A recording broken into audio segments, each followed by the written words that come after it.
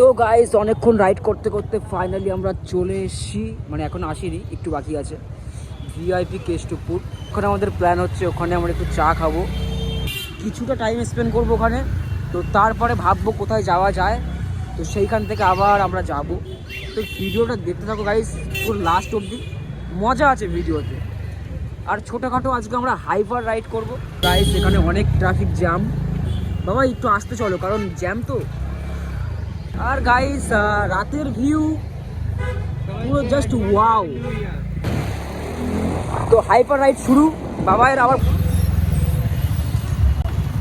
Guys জ্যামটা check করো, মানে আশা করিনি যে এতটা জ্যাম হবে এখানে। পেছনে গাড়ি আছে, চলো।